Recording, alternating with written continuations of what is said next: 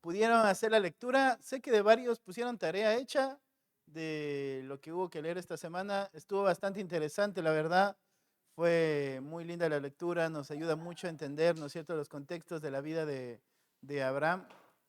Eh, ¿Qué cosas les llamaron la atención? ¿Alguien que me quiera contar un poquito de lo que leyeron? ¿Qué les llamó la atención?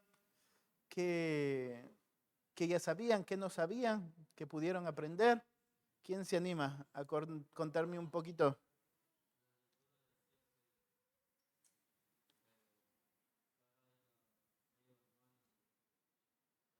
Ujú. Sí, sí, sí. Sí, ¿verdad? Ahí, no, yo tengo cuando piensan en el tiempo de Abraham, yo pienso había muchas dificultades de familiares, ¿no? Porque si se empieza a conectar, el árbol de ellos es como muy cruzado, ¿no es cierto? Está tíos, sobrinos por acá y todo, y terminan todos siendo familia a la final. Así que sí, para esa época era eso, ¿no es cierto? Era como muy natural eh, esa, eso, cómo sucedía en la parte familiar. Sí, sí, sí, pero sí, es una cosa que llama la atención. Ujú. Sí. ¿Qué más? ¿Algo más que les llame la atención?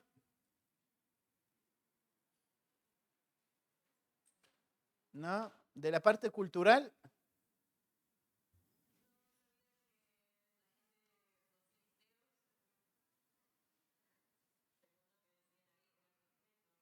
ajá, de la isla de Creta. Sí, sí, sí.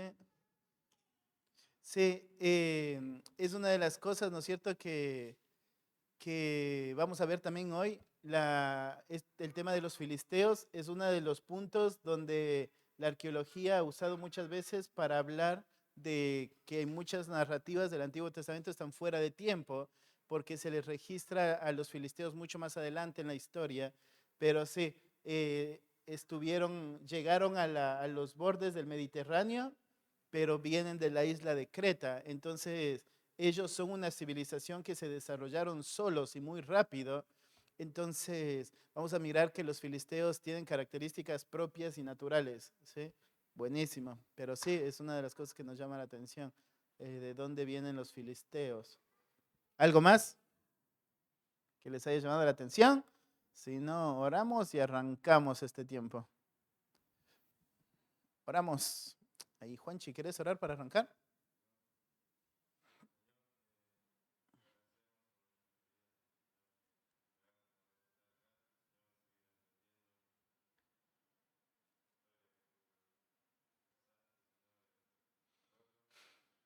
Particular en la tierra el Señor, lugar, todo siento, todo sobrar en nuestro lugar. Padre, vamos a ir aprendiendo y asombrándonos tu obra, tu soberanía, tu plan, Señor, en este mundo, Señor. Ser parte de lograr, Señor, bendiciones en esta tierra. Señor Salvador, que fue bautizado para conocer Dios podía dar real. Agradecemos, Señor, por tu iglesia y, Señor, tenemos todas las cosas, Señor, por la fe. Jesús, amén. Amén.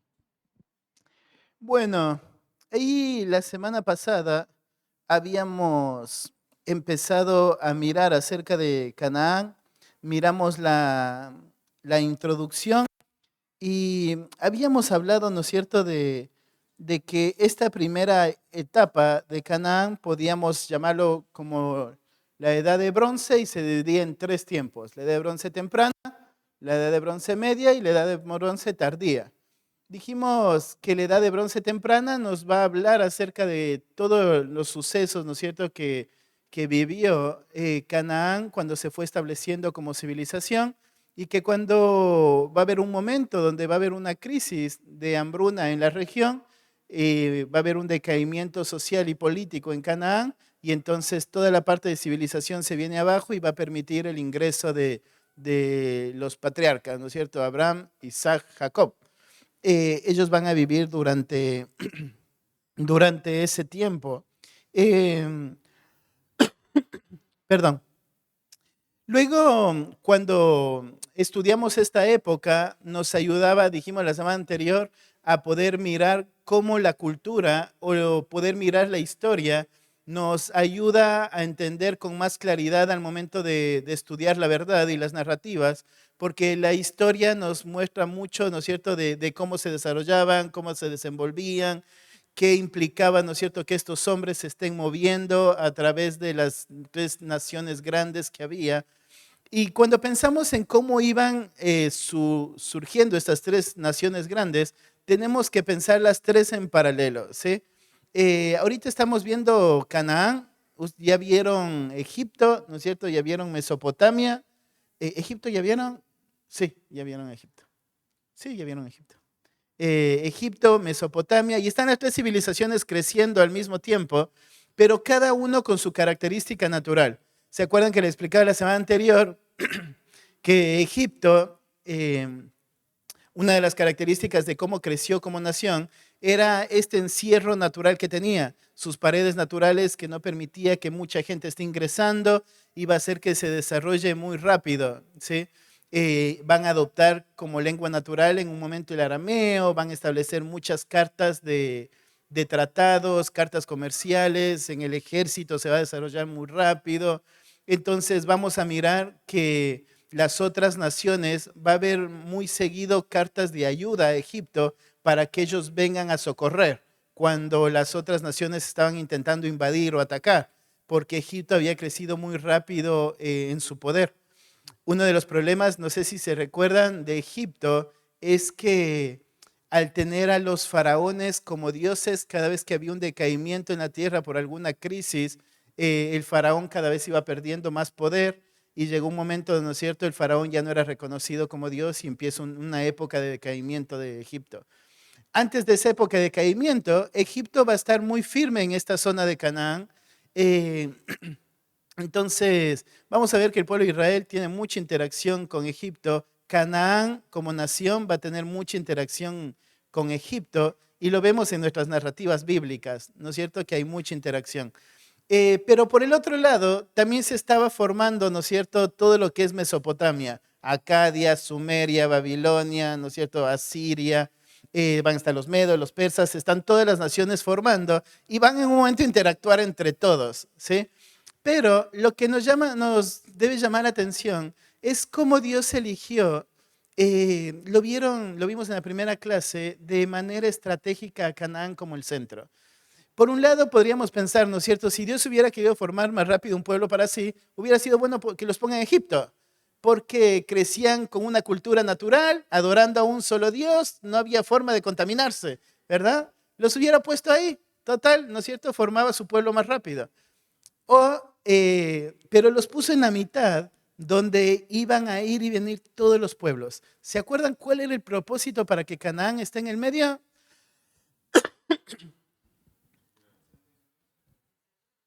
¿Qué? Sean de influencia. ¿Qué más? ¿Quiere qué? Bendecir a todas las naciones de la tierra. El propósito era, ¿no es cierto?, que todos vean al Dios de Israel y quieran al Dios de Israel. ¿Sí? Y entonces lo puso ahí de una manera estratégica. Y cuando vemos en cómo va avanzando la historia, dijimos que lo que podemos mirar es cómo Dios va orquestando toda la historia para el cumplimiento de sus propósitos. Así que la, la parte que vamos a ver hoy es la edad de bronce media de Canaán. Para esta época, para la edad de bronce media, ya había, ¿no es cierto?, sucedido la caída de Canaán como civilización. Toda la parte de estructura, ¿no es cierto?, había decaído, la política, ellos estaban en una hambruna grande y entonces Egipto va a perder interés en Canaán. Egipto estaba en toda la parte de Gaza hoy, tenía un poder muy establecido, ¿sí? Pero para esta época van a perder mucho interés. Pero cuando viene el resurgimiento de Canaán, uno de los gobernantes de Egipto, Amenemet, primero decidió construir una línea. La razón por la cual va a construir esta línea es porque una de las cosas que le pasó a Egipto es que de los asiáticos constantemente estaban migrando a Egipto. Vieron cuando va terminando la historia de Egipto, hay un grupo grande de israelitas en Egipto, porque era algo natural. Entraban, se quedaban, se multiplicaban y seguían entrando. Entonces, de toda la frontera de Egipto, una vez que Canaán cae, ellos piensan, no, no hay más poder, ¿sí? Entonces no hay ningún peligro. Cuando empieza a resurgir Canaán, ellos empiezan a ver un peligro, porque muchos habían migrado a Egipto y los que estaban dentro de Egipto ahora se estaban fortaleciendo, ¿sí? Van a volverse un poder dentro de Egipto, los que los va a llamar los Ixos, ¿sí? Que son un grupo de semitas que ahora estaban ahí en la frontera de Egipto, tomando poder en Egipto, y van a tomar un poder en la zona delta de Egipto y en Egipto Bajo. ¿Se acuerdan dónde era Egipto Bajo? Arriba, ¿sí? Y es donde está el triangulito, es el delta, ¿sí? Los Ixos van a tomar durante un tiempo poder en toda esa zona. Eh, entonces, durante todo este tiempo hay muchos textos que muestran, ¿no es cierto?, que han encontrado, que muestran de cómo empieza a crecer los egipcios, ¿no es cierto?, con poder. Para el año 1800 llegan los Ixos. Los Ixos eran una mezcla de semitas con otras naciones que van a empezar a tener un dominio ahí en la zona de Palestina y Siria. Con el tiempo, cuando vino la debilidad egipcia, ellos van a aprovechar esa debilidad y van a tomar poder de todo lo que es Egipto Bajo y el delta de Egipto y van a establecer ahí su poder durante mucho tiempo. Para esta época, los gobernadores egipcios, ¿no es cierto?, estaban por cataratas, ¿sí? No me acuerdo si la palabra es catarata, pero cuando vos ves a lo largo de Egipto, de arriba abajo, está dividido en zonas, ¿sí? Y entonces hubo una época donde los poderes estaban divididos por Egipto Alto, Egipto Bajo, ¿sí? Según la catarata, ¿no? Pero no se llama catarata, después ve el nombre y les... Eh, pero entonces para esta época los Hicsos van a estar en la zona de Egipto Bajo, ¿sí? Van a establecer un poder y siempre va a ser ese el temor de Egipto. ¿Se acuerdan cuando el pueblo de Israel entra ya a Egipto? Una de las cosas que el narrador aclara es que al faraón, ¿qué le dio temor? ¿Qué pasaba con los israelitas? Se multiplicaban y se fortalecían, ¿sí? Todo el tiempo, a lo largo de la historia de Egipto, hubo situaciones así. Asiáticos venían a Egipto, moraban en Egipto, se fortalecían y tomaban poder de zonas de Egipto, ¿sí? En este caso están los Hicsos. En cuanto a los Hicsos, lo que significa la palabra Ixo es gobernantes de territorios foreanos, ¿sí? La característica de los Hicsos era establecerse en un lugar y empezar a tomar todas las zonas de alrededor. Entonces es como llegan en su momento a tomar poder en el delta de Egipto. Ellos fueron lo suficientemente poderosos que llegaron a establecer este poder y van a gobernar como un imperio durante mucho tiempo. Una de las cosas que se les atribuye a los Hicsos es la carroza tirada por caballos, ¿sí? Es una de las cosas que ellos van a implementar. La carroza tirada por caballos y el arco. Fue introducido en Egipto en la época de los Hicsos. También una de las cosas que va a suceder en Egipto durante ese tiempo es que los Hicsos van a entrar con muchas ideas religiosas y culturales a Egipto. ¿Se acuerdan que habíamos dicho que Egipto culturalmente fue creciendo como una cultura propia, muy afirmada? Pero estas invasiones pequeñas van cada vez ingresando culturas a Egipto. Por ejemplo, cuando miramos, ¿no es cierto?, la entrada del pueblo de Israel, Jacob y su familia a Egipto, una de las cosas que se le da al pueblo de Israel para hacer es que ellos puedan trabajar en la ganadería, porque no querían, los egipcios no lo veían como algo que ellos tenían que hacer, era más vale un trabajo más degradante. Así que les van a dar esta zona, la zona del delta, para que ellos trabajen. Esta va a ser siempre la zona débil de Egipto, ¿sí? La zona del delta. Es aquí donde los Hicsos se van a afirmar. Bajo el gobierno de no sé, más o menos por el año 1500, los hicsos van a ser completamente sacados de Egipto. Pero ellos van a tener, ¿no es cierto?, va a ser una interacción entre Egipto y Canaán. En el tiempo patriarcal va a encajar toda esta época. Cuando pensamos en la edad de bronce media, tenemos que pensar en toda la época patriarcal. Ahí, cuando miramos Canaán, esta va a ser la época donde se van a desarrollar todos los cananeos, ¿sí? ¿Se acuerdan quiénes eran los cananeos? ¿Hijos de quién? De Can. ¿Y qué había dicho Dios para él? Ahí en Génesis 10. Había una maldición, ¿verdad?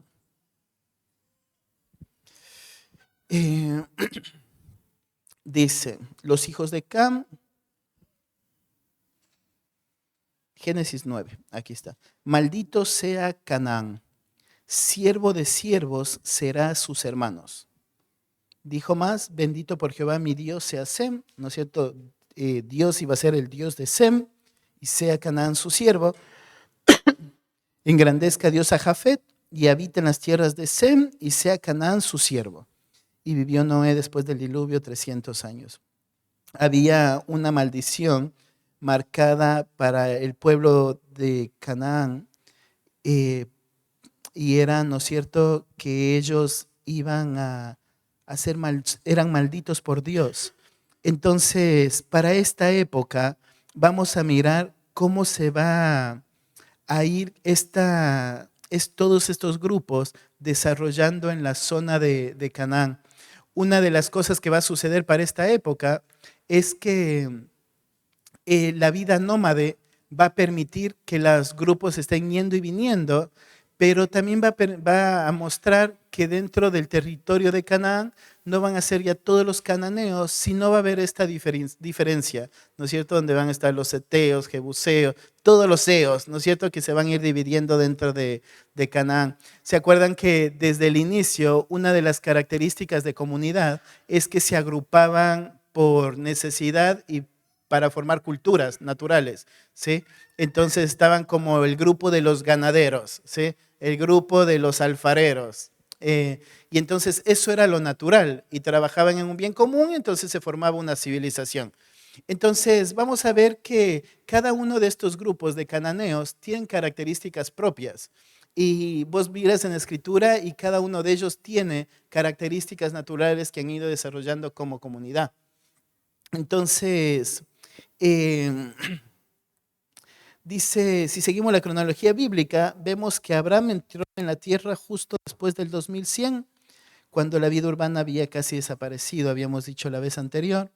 Dice, luego cuando la vida urbana comenzó, empezó a establecerse nuevamente. ¿Se acuerdan la característica que decíamos la semana anterior? ¿Dónde arrancaba la vida urbana normalmente? ¿En qué zonas? Cercanas a los ríos, ¿sí? Zonas cercanas a los ríos. Entonces, cuando empiezas a pensar cómo arrancó la reurbanización de Canaán, vos tienes que tener en mente esto. Todo lo que era cercano al río empezó a desarrollarse, ¿sí?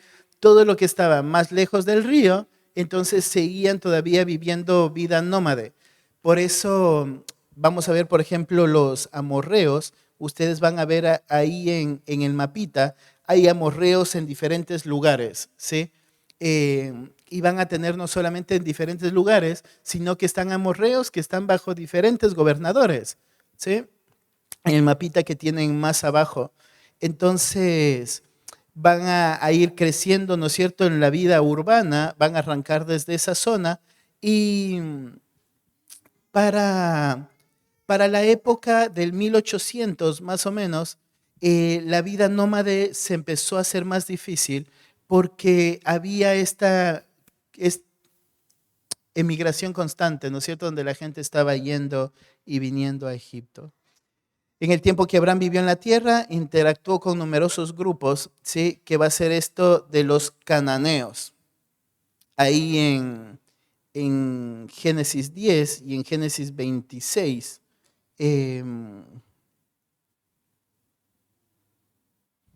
en Génesis 10 y en Génesis 26 nos va a mostrar la interacción, ¿no es cierto?, que hubo con, con los cananeos.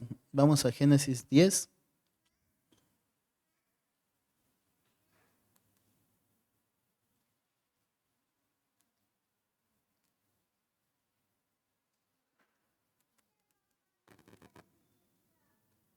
No, Génesis 21. Y perdón, con los filisteos. Génesis 10, ¿tienen Génesis 10? Génesis 10.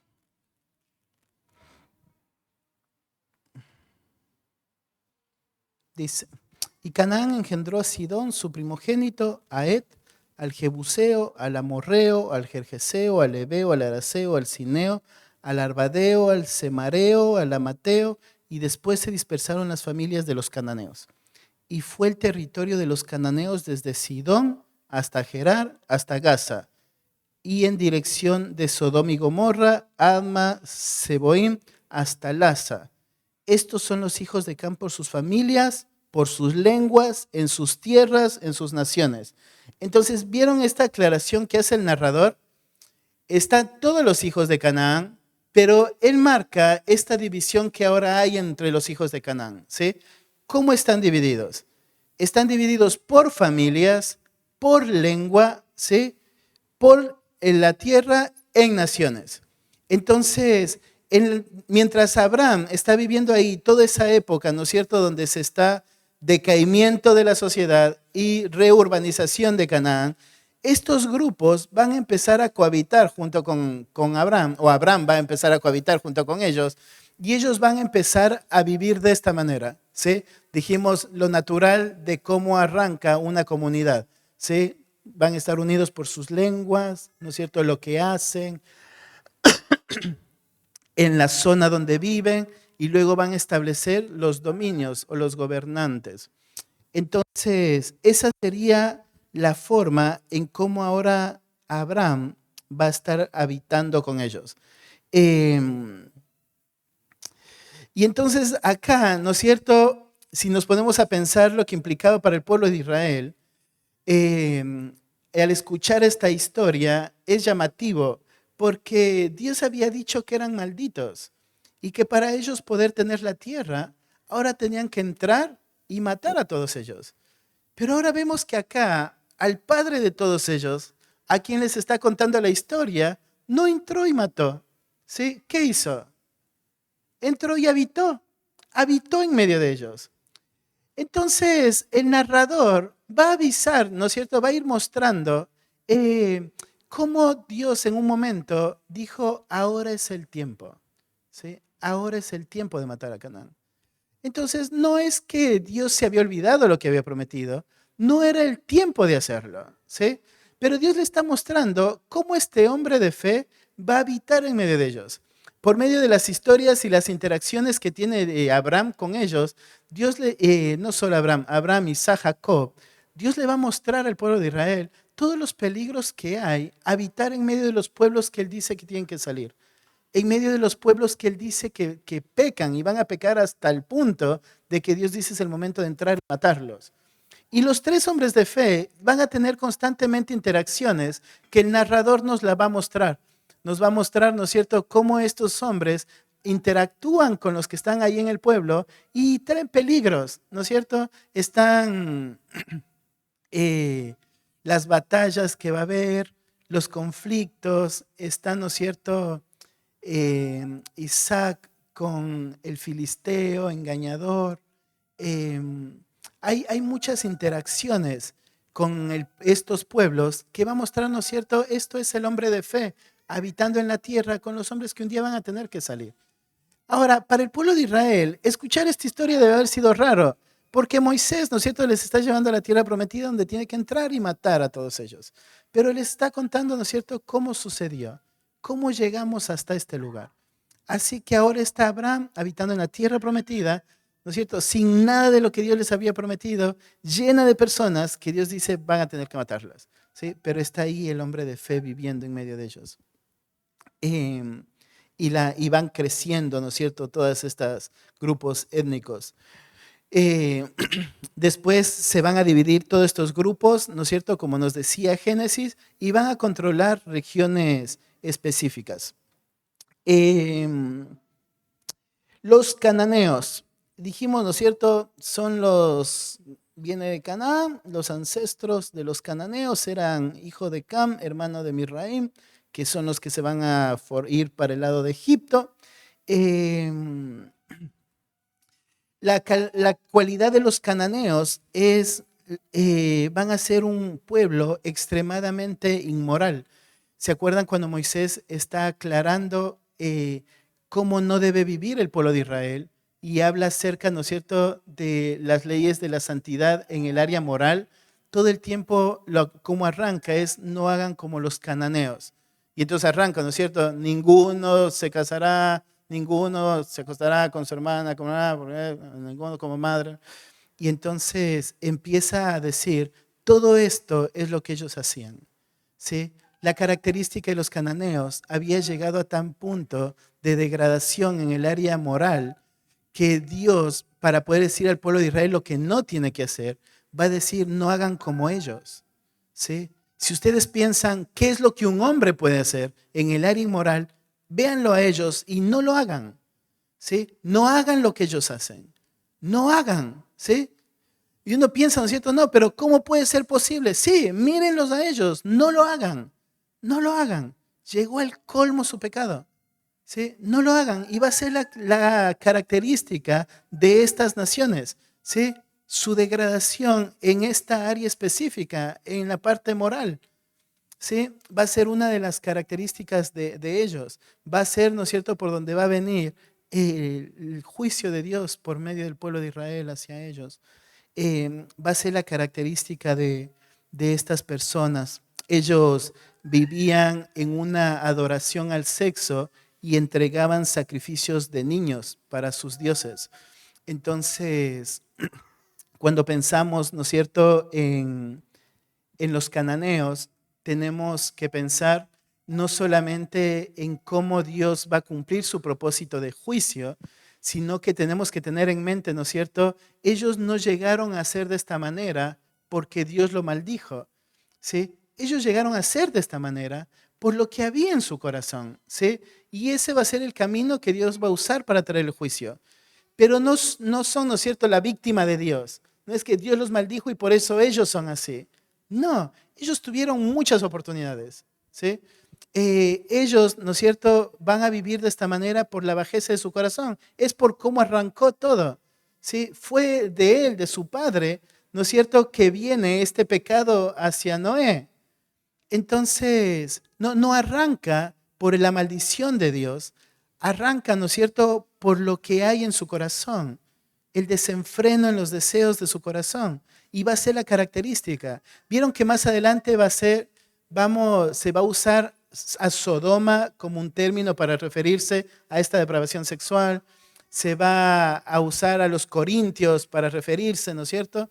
Entonces, una de las cosas que tenemos que tener en mente, la referencia de esta época de lo que era depravación sexual, va a ser los cananeos, toda la zona de los cananeos, toda la gente de Canaán, ¿sí? Van a tener esta característica.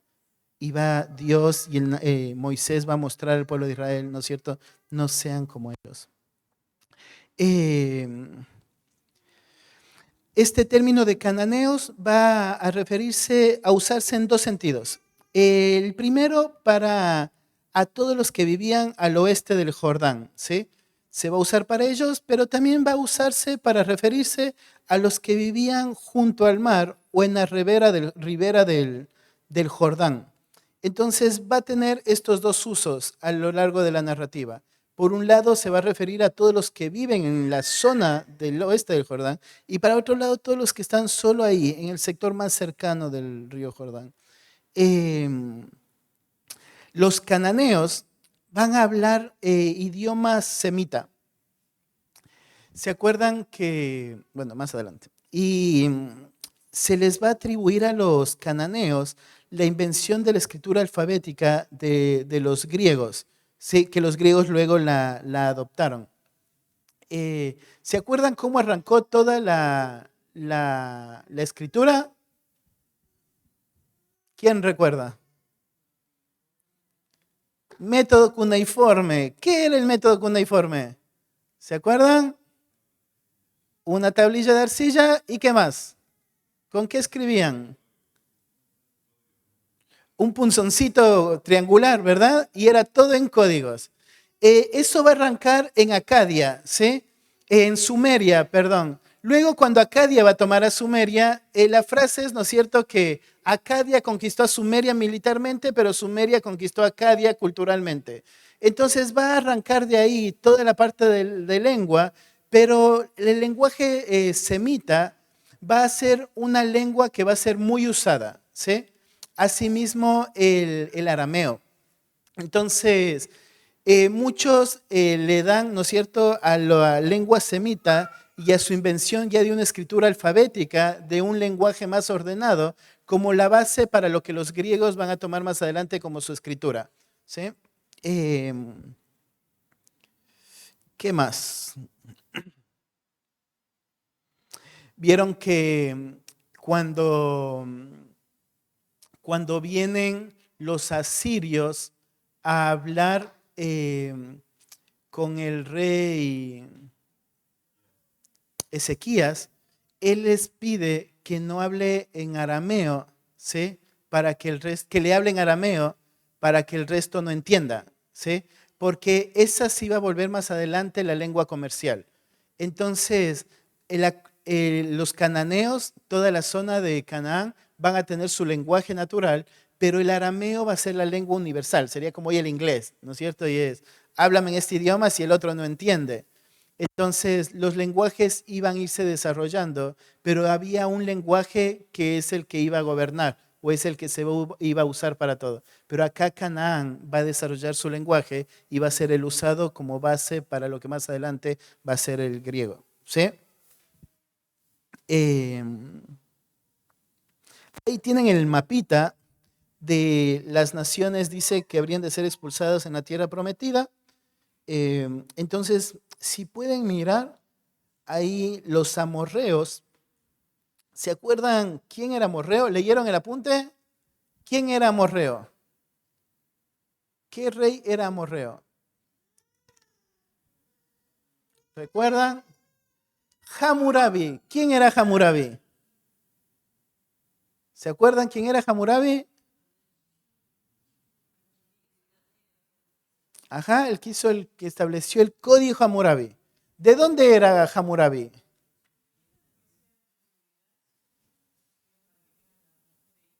No, no. Era un gobernante, ¿qué? Del lado de Mesopotamia, ¿sí?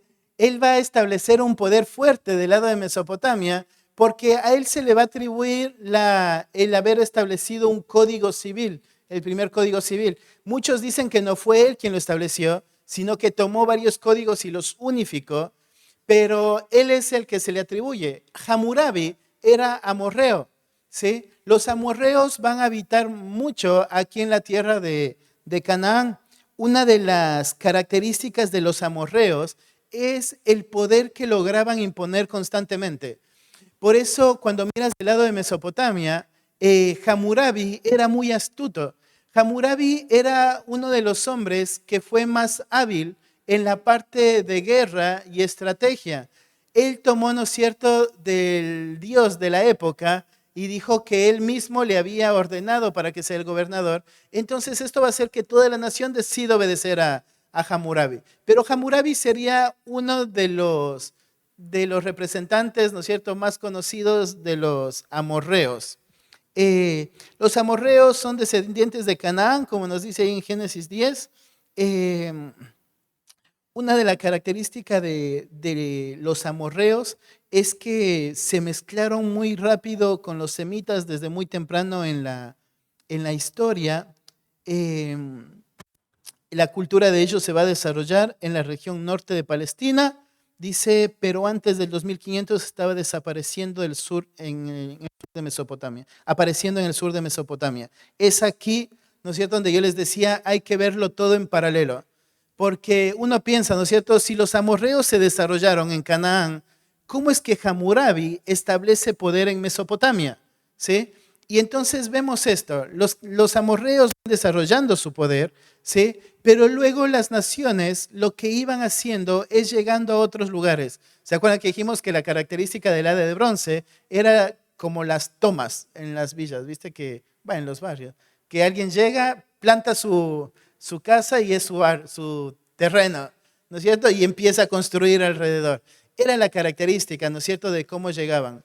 Llegaban, establecían y empezaban a crecer en poder. Los amorreos crecieron en poder muy rápido, ¿sí? Y los amorreos van a llegar a tener su poder hasta la parte sur de Mesopotamia. Entonces, en lo que es el reino babilónico, ¿se acuerdan? Está Sumeria, a Sumeria le conquista Acadia y les conquista a todos Babilonia, ¿sí? Entonces, después va a aparecer los asirios más arriba. Pero entonces, para esta época, en el antiguo gobierno babilónico, los amorreos son los que van a tener el poder. Hammurabi es el representante, dijimos, de este poder amorreo. Después del 2000, los amorreos van a entrar a Palestina, ¿sí? Y van a influenciar hasta tal punto que toda una zona grande de Palestina va a ser conocida como la tierra de los amorreos o Amuru, ¿sí? Cuando miran ahí eso de las cartas de Amarna, si ustedes ponen en Google, en YouTube, es muy interesante porque son muchas de las cartas que hubo en toda esta época donde las civilizaciones se iban formando, ¿sí?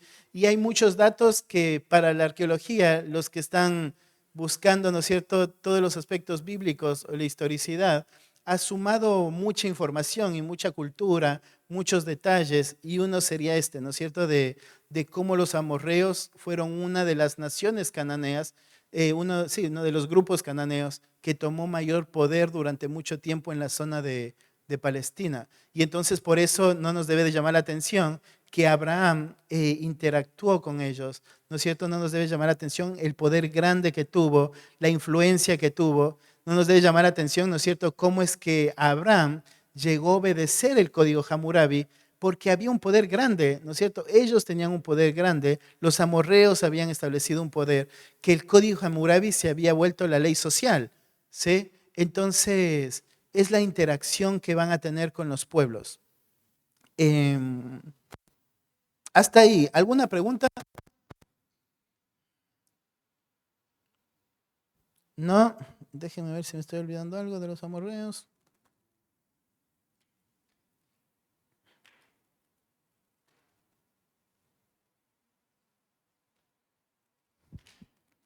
¿No?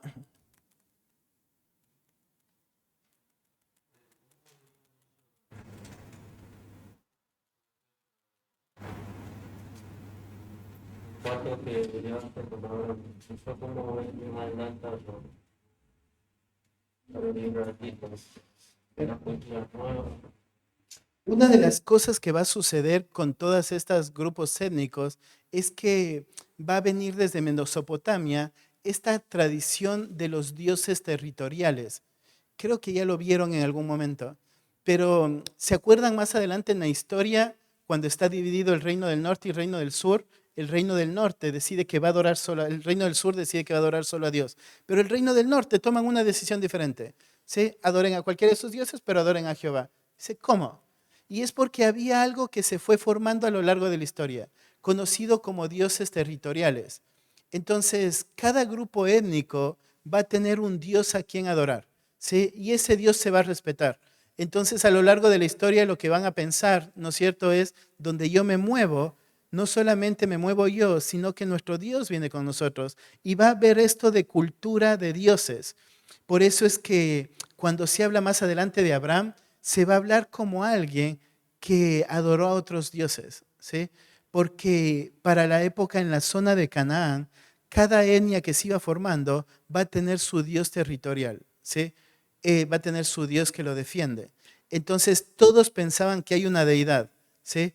Pero nadie creía en el Dios de Abraham en esa época. Cada uno tenía su propio Dios, ¿sí? Para la época no va a ser muy notorio, ¿no es cierto? Si no es solamente Abraham y sus hijos habitando ahí en la tierra de Canaán que van a empezar a avanzar. Y Hebreos nos dice, ¿no es cierto?, que lo que le mueve es esa promesa, tener la ciudad que no es edificada de manos, sino hecha por Dios. Pero para la época va a haber esto, que culturalmente van a crecer con algo que se llama dioses territoriales. Cada etnia va a establecer su propia deidad. ¿Sí? Eh, sí, entonces no avanzaban tras un pacto ellos, ¿no es cierto? Abraham para esta época estaba avanzando según lo que Dios le prometió. Sí. Estoy buscando de los cananeos.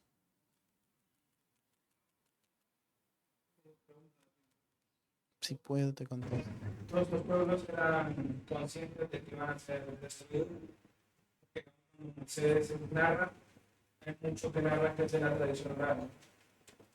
Entonces, estos pueblos serían conscientes de que hay una maldición sobre ellos. No puedo decirte a ciencia cierta que sí, pero viste que todo lo que un día recibieron, todo era transmitido, ¿sí? Entonces, no sé si ellos sabían que un momento iban a venir la destrucción de parte de Dios, porque como te digo, no crecían con un sentido de temor a Dios, creían con un sentido de deidad propia, o sea, este es nuestro Dios. No, no hay una marca de que ellos hayan temido en algún momento el juicio de Dios. No hay ninguna marca, no hay ninguna narrativa donde ellos en un momento hayan parado y pensado, viene el juicio, paremos. No, si Dios un día prometió que no iba a destruir. ¿Quién va a contar eso? Nadie. Pero sí la promesa, claro.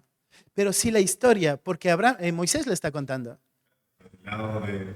Claro, del lado de, vos dices, del lado de los enjuiciados. Claro.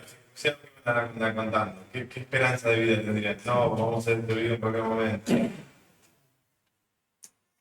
Y no crecían con este sentido de temor a Dios, o sea, no les importó. Por eso llegan al colmo de su pecado. Sí. Pero la tradición oral estaba, o pienso que puede ser la necesidad del corazón. Pudieron haber muchas veces escuchado la tradición, pudieron haber escuchado la historia y ahí no le importa la historia. Quizás por bastante temor. Entra y mata, no es que entra a advertirles, ¿no es cierto? Entra cual caballo, ¿no es cierto? Y destruye todo lo que Dios le dice, entra y mata, conquistan, matan y conquistan. O sea, tenemos que pensar en la conquista no como algo pacífico, ¿no es cierto? No es que llegaban, hacían un acuerdo, salgan o les vamos a matar, ¿no es cierto? Lo que Dios había dicho llegó a su colmo, Israel tenía que verse como la herramienta de juicio, ¿sí? Y entonces ustedes van a tener que entrar y matar.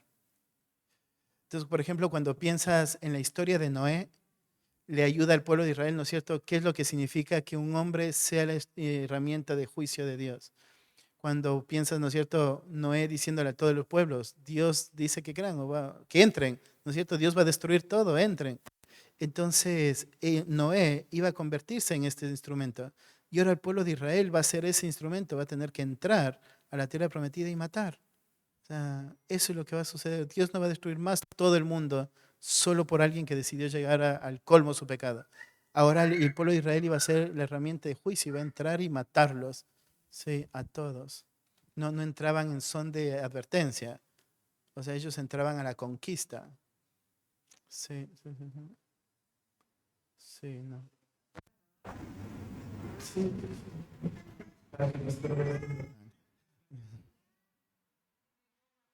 Sí, claro.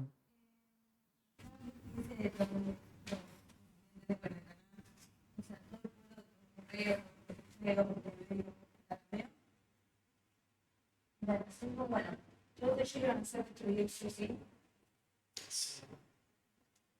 Tiene la consecuencia como que fuera no me destruye y no decir nada. Sí, eso es por la razón por la que vino la maldición. Es lo que dijimos, ¿no es cierto? Pero luego es porque ya llegó al colmo su pecado.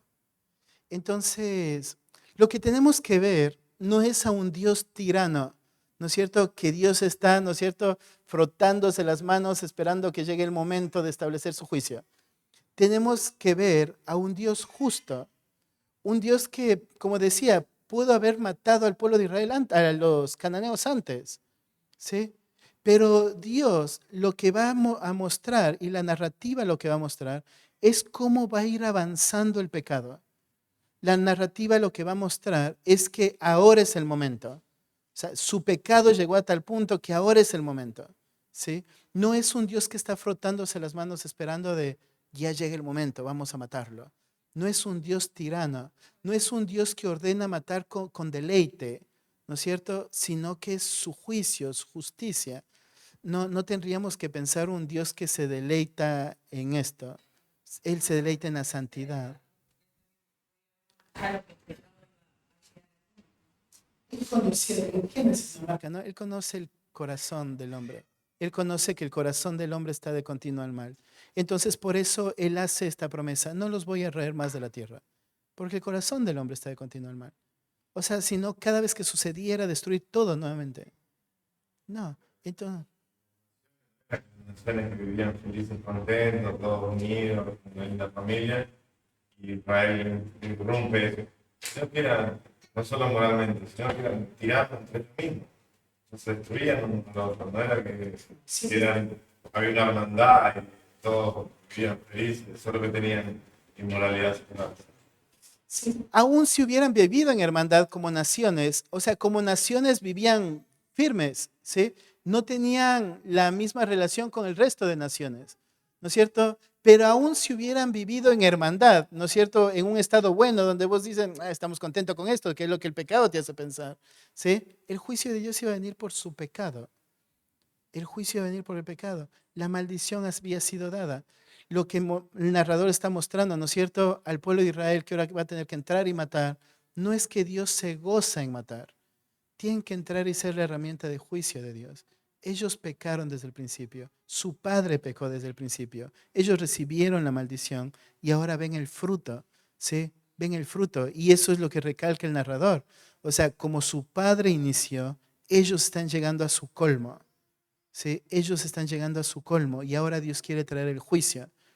¿Sí? Tendremos que verlo de esta manera, porque si no estaríamos pensando en un Dios tirano, ¿no es cierto? Que está sentado gozándose, ¿no es cierto? En vayan y maten, o que está mirando a los asirios, ¿no es cierto? Destruyendo a todas las personas del reino del norte, reventando cabezas, ¿no es cierto? Despellejando personas, y Dios contentándose en que suceda. No. O sea, tenemos que ver a este Dios santo que se duele por el pecado, ¿no es cierto?, de su creación, que se duele, ¿no es cierto?, por lo que sufre su creación a causa del pecado, pero es santo. Entonces tiene que traer el pueblo para sí, tiene que santificar el pueblo para sí. Y Asiria era solo herramienta, ¿sí? Porque si Dios se gozara, no vendría después el juicio para Asiria. Ustedes van a pagar por lo que hicieron con mi pueblo. Uno dice, pero qué ilógico, ¿no es cierto? O sea, Dios dice, Asiria va a ser el instrumento y luego dice, van a pagar por lo que hicieron a mi pueblo. Pero ahí te aclara, ¿no es cierto? Isaías te aclara que ellos lo hacían por sed de naciones. No se veían como siervos de Dios. Ellos lo hacían por sed de naciones. Ellos querían conquistar. Y Dios usó eso para traer juicio a Israel. Pero no es que Dios está contento viendo como todo su pueblo muere. Dios quiere un pueblo santo. Dios quiere un pueblo santo y ese era el camino que el pueblo de Israel tenía que aprender. Ustedes son el pueblo que quiero. Dios constantemente mandando profetas a advertir, ¿no es cierto? Quiero un pueblo santo. Entonces, cuando pensamos en Israel entrando a conquistar y matar, no tenemos que pensar Dios riéndose con la orden, ¿no es cierto? De entren y maten. Vemos cómo naciones se van formando, inclinadas a su pecado, ¿no es cierto? Su pecado constantemente creciendo, ¿no es cierto?, exponiéndose, y solamente va a llegar un momento donde ahora es el momento, su pecado ha llegado al colmo. Pero sí, creo que habría que verlo de esa manera para entender el carácter de Dios, ¿no es cierto? De lo que Él hace no va contra su carácter. Cuando el narrador cuenta, no cuenta distorsionando la imagen de Dios para el pueblo de Israel. Cuando el narrador cuenta esta historia del pueblo de Israel, es para mostrarles, este es su Dios. ¿Sí? Este es su Dios. Sí, sí.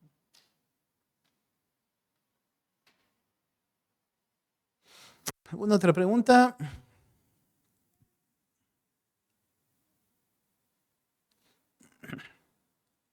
me llama siempre la atención, por ejemplo, los fereceos, no está en el apunte, pero los fereceos y los refaitas que aparecen en Génesis 14 van a ser conocidos como los gigantes más adelante.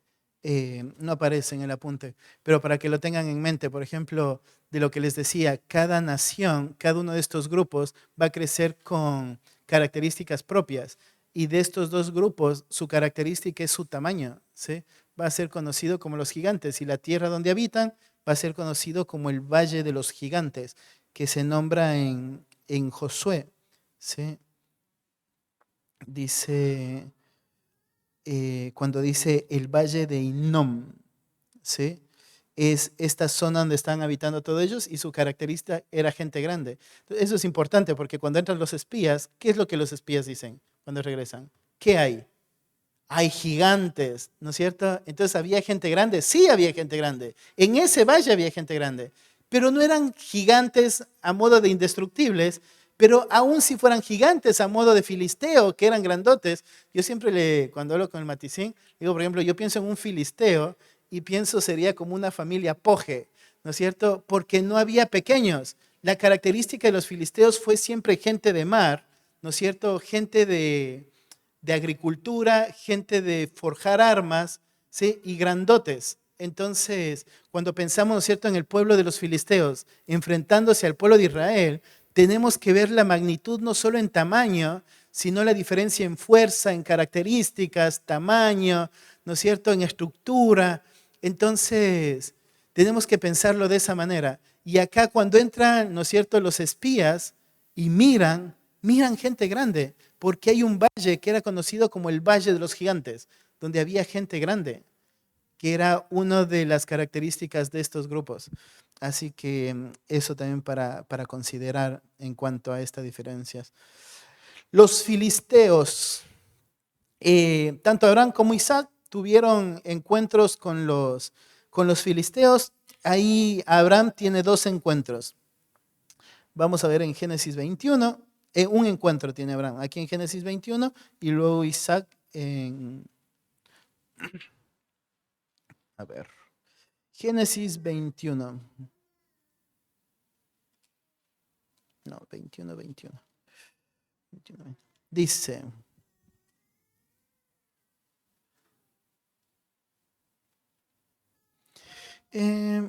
Dice, aconteció en aquel tiempo que habló Abimelech y Ficol, príncipe de su ejército, a Abraham, diciendo, Dios está contigo en todo cuanto haces. Ahora pues, júrame aquí por Dios, que no faltarás a mí, ni a mi hijo, ni a mi nieto, sino que conforme a la bondad que yo hice contigo, harás tú conmigo y con la tierra donde has morado. Y respondió Abraham, yo juraré. Y Abraham reconvino a Abimelech a causa de un pozo de agua, que los siervos de Abimelech le habían quitado. Y respondió Abimelech, no sé quién haya hecho esto, ni tampoco tú me lo hiciste saber, ni yo lo he oído hasta hoy. Y tomó Abraham ovejas y vacas y dio a Abimelech, e hicieron ambos pacto. Entonces puso Abraham 7 corderas del rebaño aparte, y dijo a Abimelech a Abraham, ¿qué significan estas 7 corderas que has puesto aparte? Y él respondió, que estas 7 corderas tomarás de mi mano, para que me sirvan de testimonio de que yo cavé este pozo. Por esto llamó a aquel lugar Berseba, porque allí juraron antes. Así hicieron pacto en Berseba, y se levantó Abimelech y Ficol, príncipe de su ejército, y volvieron a la tierra de los filisteos. Y plantó Abraham un árbol tamarisco en Berseba, invocó aquí el nombre de Eterno, y moró Abraham en tierra de los filisteos muchos días. ¿Sí? Entonces, Abraham habitando en medio de los filisteos. Para esta época, los filisteos tenían una de las características, dijimos, ¿no es cierto? Eran hombres agricultores, agrícolas. Ahí está. Génesis 26:15 dice, y todos los pozos que habían abierto los criados de Abraham, su padre en sus días, los filisteos lo habían cegado y llenado de tierra. Entonces dijo Abimelech a Isaac, apártate de nosotros, porque mucho más poderoso que nosotros te has hecho. ¿Se acuerdan aquí cuál era el problema? Ellos le prestan un lugar, empieza a enriquecer, ¿no es cierto? Empieza a prosperar y ellos no. Entonces empiezan a taparle todos los pozos. ¿sí? Y es esto, tú estás creciendo, tú te estás enriqueciendo. Entonces ves estas dos interacciones. Por un lado, ¿no es cierto?, Abraham viviendo en paz con los filisteos y por otro lado, Isaac empezando a tener conflicto con los filisteos, porque había un cambio entre el uno y el otro. ¿Se acuerdan que dijimos que conforme va avanzando de Abraham, Isaac, Jacob, va a ir sucediendo algo en Canaán? Va a ir volviendo a reurbanizarse Canaán. Entonces cada vez se va a ir haciendo más difícil el tipo de vida que ellos llevaban. Entonces, para la época de Abraham no había problema ser nómade, ¿sí? Y habitar en medio de todos, habitó en paz en medio de los filisteos. Para la época de Isaac van a empezar a tener temor, porque si alguien empieza a volverse poderoso y próspero, entonces va a empezar a tomar lugar en la zona. Entonces a los filisteos no les gusta nada que suceda esto, ¿sí? Que Dios esté prosperando tanto a este pueblo. Es por la época y cómo van cambiando los tiempos, ¿sí? Bueno, los filisteos, una de las cosas que va a suceder con el problema de los filisteos es esto del error cronológico, ¿sí? Porque lo que ellos van a marcar es que la invasión de los filisteos en las costas de Egipto es recién para el año 1200 y que fue ahí cuando Ramsés los expulsó.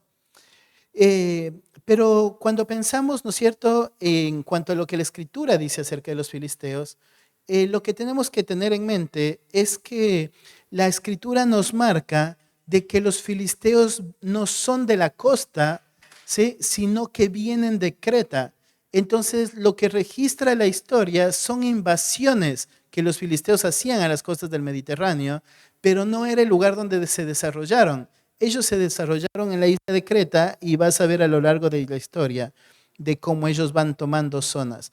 Entonces, cuando pensamos en la arqueología y esta diferencia de datos, lo que uno tiene que tener en mente es este punto de que no, no es prueba, la evidencia, ¿sí? La evidencia no es completa. Entonces, la razón por la que piensan se desarrollaron en las costas del Mediterráneo es porque es donde más se establecieron los filisteos y se desarrollaron en medio de todos los pueblos. Pasaron de ser, por ejemplo, si ustedes miran los libros de arqueología, muchos piensan los filisteos fueron desde un inicio herreros, porque fue lo que más se desarrolló en la zona de Canaán, ¿sí? Pero también vemos esta característica que miran del otro lado. No, no fueron siempre herreros, fueron agrícolas. Entonces, y fueron agrícolas porque lo que se fue encontrando en Creta ayuda a ver cómo crecieron como nación para luego avanzar a tomar poder, ¿sí? Entonces, es tener eso en mente.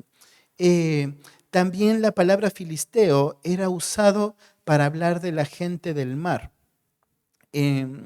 Entonces podemos mirar todo eso en cuanto a los filisteos. Los hititas, íbamos terminando. Abraham tuvo interacción con los hititas también. Y vamos a ver lo que decíamos la semana pasada. La razón por la cual no vemos que todas las naciones tienen interacción con todos es porque, por ejemplo, para la época de Abraham, los hititas no estaban establecidos en un solo territorio todavía como nación, sino que vemos los hititas arrancando desde el noroeste y van de a poco descendiendo y tomando diferentes regiones de poder. Entonces, por eso miramos que tienen interacciones con diferentes personajes en la narrativa. Y en este caso tiene la interacción con Abraham cuando le compra la heredad para enterrar a Sara. Mira, recién para el año 1600, dice, se encontró que los hititas se establecieron ya como una generación. Uno de los problemas de los hititas es que nunca llegó a tener un poder militar lo suficientemente poderoso para como para seguir conquistando. Solamente hubo un tiempo cuando los asirios declinaron en su poder porque su líder murió, que los hititas pudieron conquistar un poco más de territorio en la zona norte donde estaban estableciéndose y creciendo los asirios, pero fue el único momento de la historia donde se ve los hititas tomando más poder. Pero de ahí los hititas como nación nunca fueron una nación de poder para conquista, ¿no es cierto? Nunca tuvieron un poder militar muy fuerte. Fueron naciones que aprovechaban cuando las otras naciones se debilitaban para conquistar, pero no eran unas naciones que puedan ayudar como Egipto o que puedan dar guerra como Babilonia a los asirios. ¿Sí? Entonces, ¿cómo termina la Edad de Bronce Media? Características que debemos pensar en la Edad de Bronce Media: se va a implementar la rueda y la alfarería se va a volver algo muy característico para el final de esta época, y se va a implementar el uso de armas. Entonces, dijimos, ¿no es cierto?, el carro tirado por caballos va a ser tomado por el ejército egipcio, pero para esta época va a empezar a darse el uso de armas, a empezar a forjarse armas. Para esta época podemos mirar que una de las armaduras características era la que los filisteos van a empezar a usar y forjar. Así que esta edad termina así. Empieza para el año 2000, arranca la reurbanización muy rápido. Los semitas empiezan a establecer rutas. También Egipto va a abrir su puerta de comercio nuevamente para todo este grupo, porque se acuerdan que dijimos que cuando la urbanización cae, Egipto ya no tiene interés y no muestra interés en Canaán. Pero ahora que Canaán empieza a resurgir, Egipto nuevamente va a empezar a tener una relación comercial con Canaán. ¿Qué más? Creo que nada más de esta época. Sí, para esta época ya se va a encontrar la planificación urbana, ¿sí?, donde se va a marcar las calles y la forma en cómo la urbanización iba a arrancar en Canaán. Creo que nada más de esta época. ¿Alguna pregunta? Sí, nada más de esta época. Entonces, si miran el mapita que tienen ahí, vieron que está toda la zona amarilla, sería la zona de los hititas. Y fue en la época donde más se pudo expandir los hititas, que fue cuando declinó un poco el poder asirio. Después de eso, nunca más vale, los hititas van a ir cada vez desapareciendo de a poco y van a ser naciones pequeñas en diferentes puntos. ¿Sí? Eso. ¿Oramos? ¿Sí? Padre, te agradecemos, Señor, por la historia, Dios. Padre, solamente nos permite ver cómo tu misericordia es grande, Señor, hacia tus pueblos, Señor, cómo tu providencia es real, Señor, porque no solamente, Señor, que tienes el control de la historia, sino que has usado cada evento, Señor, cada detalle para el cumplimiento de tus propósitos, Señor. Podemos ver tu sabiduría en la historia, Señor, porque nosotros podemos pensar muchas maneras de cómo podría haber sucedido o cómo podría haber sido más rápido o mejor lugar, pero tú eres el sabio, Señor.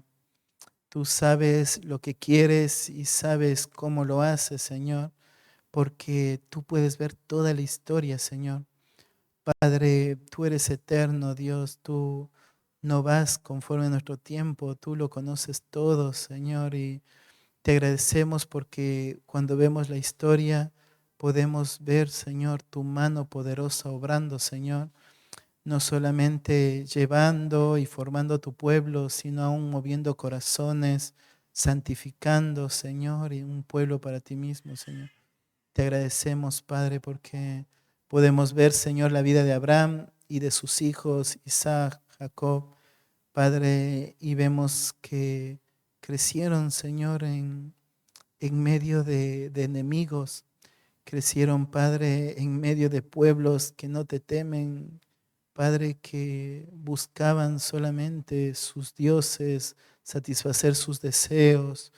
Padre, que no te buscaban siquiera, Señor, y en medio de ellos, Padre, se mantuvieron firmes en que estaban persiguiendo la promesa que tú les habías hecho, Señor. Padre, en medio de toda esta idolatría, ellos creían en ti, Señor, y perseguían tu promesa, Dios. Y Padre, te agradecemos por ese ejemplo de fidelidad que nos muestra, Señor, por la vida de estos hombres de fe, Señor. Te agradecemos, Padre, en el nombre de Jesús. Amén.